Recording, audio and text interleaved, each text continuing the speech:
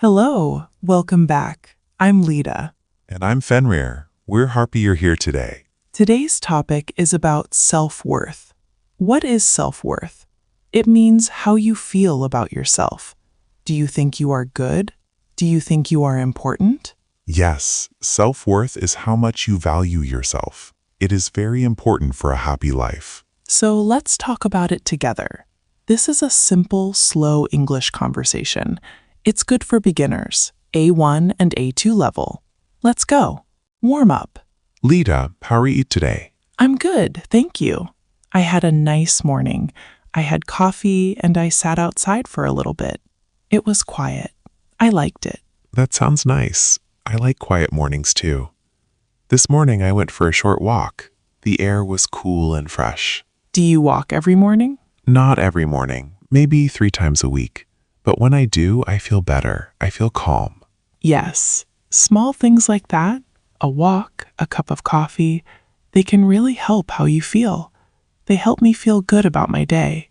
That is connected to today's topic, I think. When you do small good things for yourself, you start to feel more worthy, more important. Oh, yes, that is a great point. Okay, let's start our main conversation. So, Fenrir, what is self-worth? Can you explain it simply? Sure. Self-worth means you believe you are a good person. You believe you have value. You don't need other people to tell you that. So it comes from inside? Yes, it comes from inside, not from outside, not from other people's words, not from money or clothes or jobs. I see.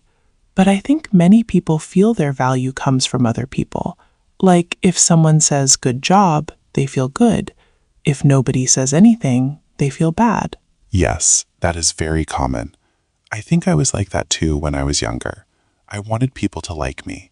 I wanted people to say I was good. Really? I didn't know that about you. Yes, when I was in school, I always wanted good grades. Not because I loved learning, but because I wanted my parents to say well done. Ah, that makes sense. Many children feel that way. Yes, and it's okay when you're a child, but when you grow up, you need to find your own value, from yourself, not from grades, not from parents, not from friends. So, real self-worth is when you feel good about yourself even when nobody is watching? Exactly. That is a great way to say it, even when nobody is watching. Okay, I like that. Even when nobody is watching. Low self-worth. What does it look like? Fenrir, how do you know if someone has low self-worth? What are the signs? Good question. There are some common signs. One sign is you say sorry a lot. Even when you don't need to.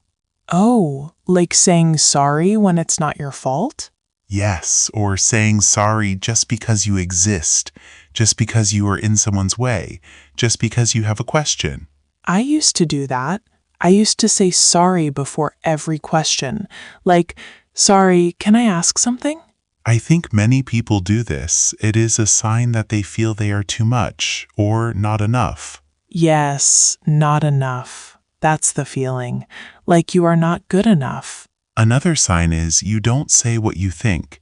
You stay quiet because you are afraid people will not like your ideas. Yes, you hide your opinion. You say, I don't know, or whatever you want, even when you do have an opinion. And another sign is you compare yourself to other people a lot.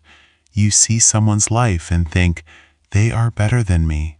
Oh, that one is hard because it's so easy to compare, especially now with social media. You see everyone's good moments and think, why is my life not like that? Yes, but remember, on social media, people only show the good parts. You don't see the bad days. You don't see when they cry. You don't see when they fail. That's true.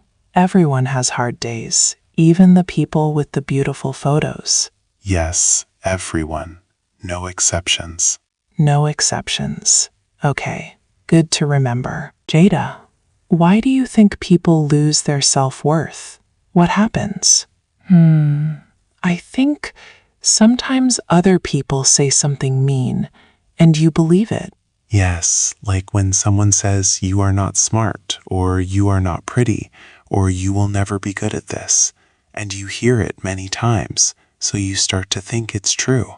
That's so sad, because those words are not always true, but they stay in your head. Yes, words can stay in your head for a long time, sometimes for years. I remember one teacher in school, she said I was too slow, that I would not do well. She said that to you? Yes, I was about 10 years old, and for many years I believed her. I thought I was slow. I thought I was not good at school. That is not okay. Teachers should not say things like that. No, they should not. But it happened, and it took me a long time to let go of those words. How did you let go? What helped you? Time and new experiences. I started to try new things, and I found things I was good at. And slowly I thought, maybe that teacher was wrong. She was wrong. You are clearly a very thoughtful person. Thank you, Leda. That is kind. And this is important. Other people's opinions are not always true. One person's words do not define your value. Also, sometimes we lose self-worth after we fail at something. We try something and it doesn't work. And we think, I am a failure. Yes, like if you don't get a job, or if a relationship ends. You think, I am not good enough. But failing at something is not the same as being a failure. You tried something, it did not work this time, that is all. That is a really important difference. Failing at something, not the same as being a failure. Say that again, Fenrir. Failing at one thing is not the same as being a failure. Everyone fails sometimes, even very successful people. Even very successful people. Yes. Okay, let's talk about the good part. How do we build self-worth? What can we do? Good. Let's start with something simple. Step 1. Be kind to yourself.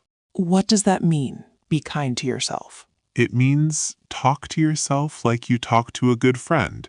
If your friend makes a mistake, you don't say, "You are so stupid."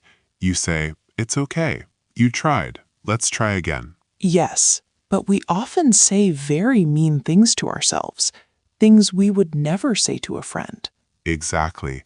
We are sometimes our own worst critic.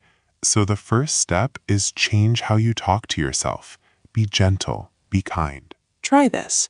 When you make a mistake, say, "It's okay. I'm learning. I will try again." That's it.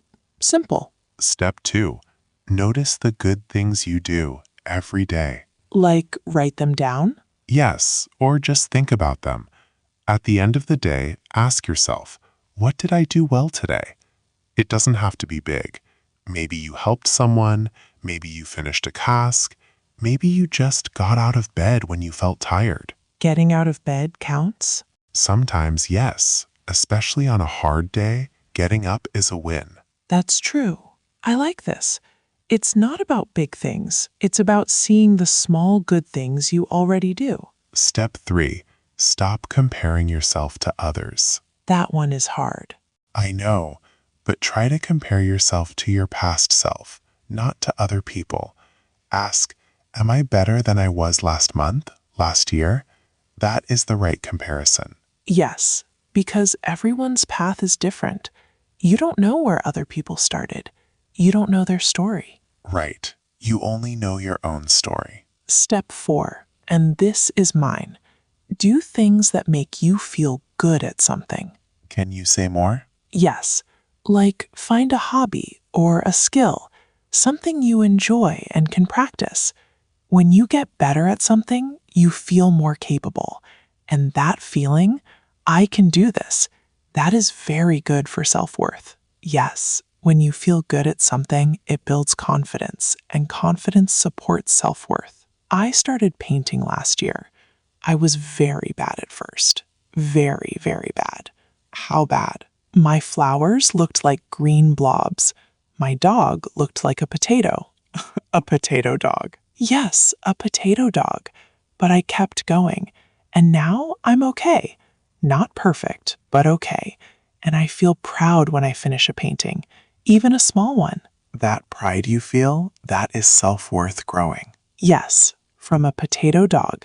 Self-worth from a potato dog. I love that. There is one more thing I want to talk about. Other people.